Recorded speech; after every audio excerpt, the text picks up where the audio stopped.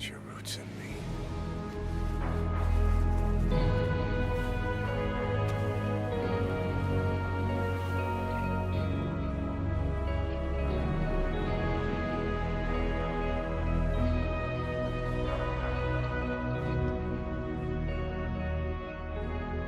I won't see you end as ashes.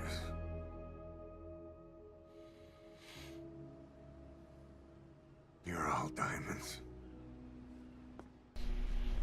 Hey guys, what's going on? It's Erik here, and I'm doing a little something different for my channel today. This is gonna be a review video for a video game. Now, I've been wanting to do this for a long while now, and I figured now's the best time for anything, because I have just recently beaten Metal Gear Solid 5 The Phantom Pain, so I figured I might as well do a review on that. And without further ado, let's get to it. But before we start though, I wanted to say, please let me know down in the comments if you want to see more of these little reviews. I want to try to expand my channel beyond gaming because, well, I don't want to just be known as just like a let's player and all that. I want to be able to like try to create other stuff like say reviews, all that. Like, granted, I've been told many times to make my own movie review channel, but I feel like this would be a better place here. Without further ado, let's get the show on the road, and I will give you my full review on Metal Gear Solid 5: The Phantom Pain. Metal Gear Solid 5: The Phantom Pain was, gameplay-wise, one of the best Metal Gear games out there. Not only borrowing heavily from other open world games out there, but also implementing the mechanics that each Metal Gear Solid entry has brought in. It manages to create a immersive sandbox that gives you a lot of leeway with how you want to handle the situations presented. Whether you're doing a story mission or doing these side ops granted by the game, you're able to accomplish a lot. In terms of its leeway, the game allows you to decide how you want to handle any sort of situation presented, as I said before. Whether you're trying to sneak in through an enemy base undetected, or trying to charge in via by the battle helicopter, or by just decking yourself out with armor and heavy guns, the game allows you to try it out, allows you to be creative, allows you to experiment with so many different things. But at the same time, the more you try to depend on one certain playstyle, the game will start to adapt to it. With the AI trying to learn from from every past experience during their combat against you. Now, which can include having helmets, body armor, you name it. One of the best things about this game is its implementation of the buddy system, which allows you to bring a sort of companion alongside you during your missions. Whether it's D-Horse, whose virtue is transportation, D-Dog, who allows for locations of enemies from far off, along with dealing them up close and personal. Quiet, which offers the same idea except from long range, and so is D-Walker, which is a combination of both. Each one of them have their own virtues and their own flaws, but the way how the game is presented to them is, in my opinion, well implemented, and it allows you to basically try to bond with the characters, try to like build the story with these characters that you have. Whether you're just running around with quiet, capturing soldiers for Mother Base, whether it's just dicking around, the game allows you that kind of experience. As one of the primary functions of Metal Gear Solid 5, rebuilding Mother Base is, at its core, a really lackluster but ultimately satisfying part of the game that shows just how much you have progressed through the story and how much you are willing to rebuild the nation that Big Boss has lost during the 9 years that he was in a coma. All in all, the main issue with this was the resources and the reliance on having to find them to rebuild Mother Base, which at that time felt really grindy, if I'm being completely honest.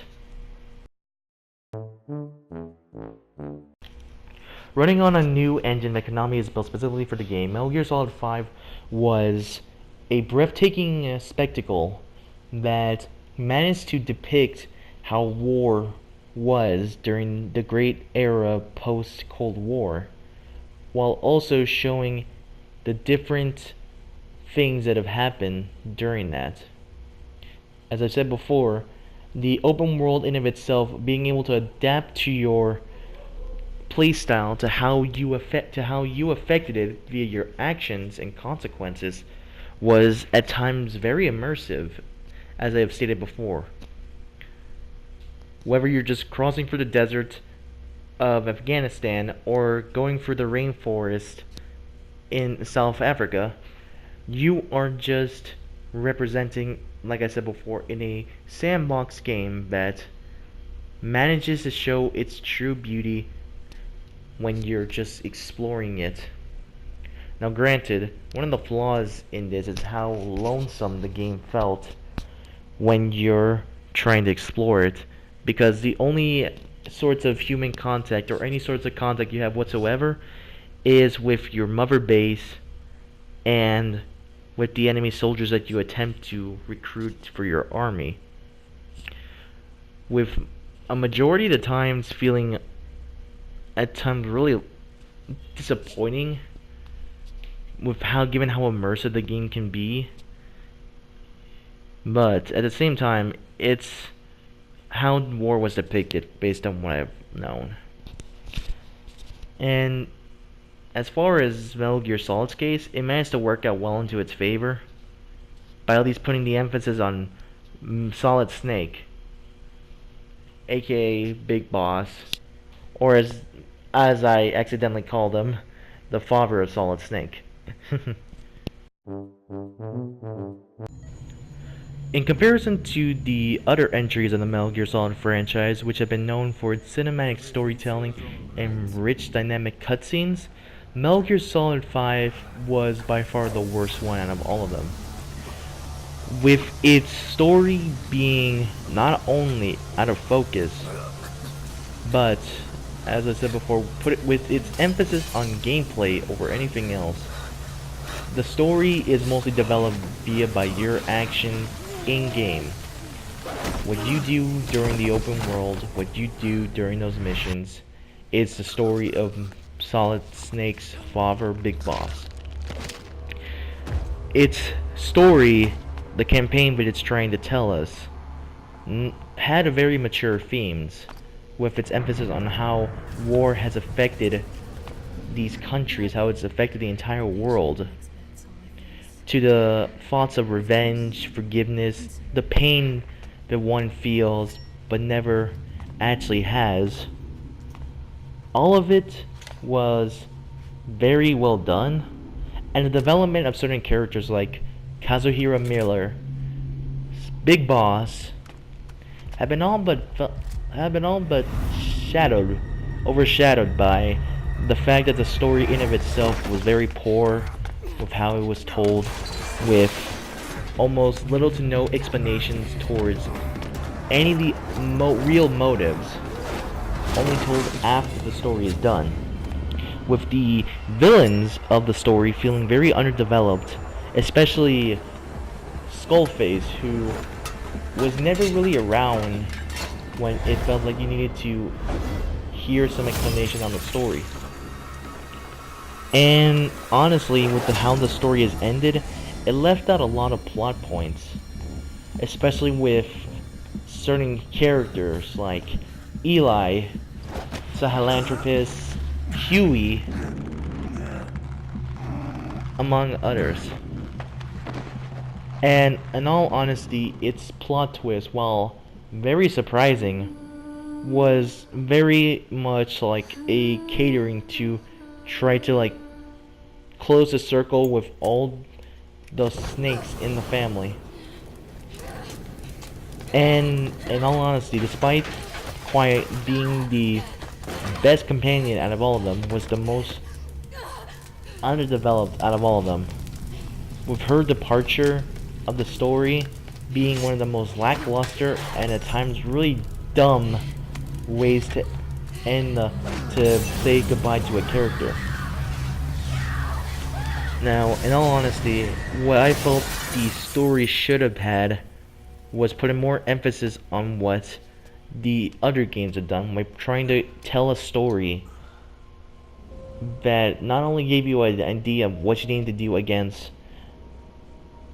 these villains, but also to like close out the circle, like try to close off all the plot points, try to at least connect the story to the other games.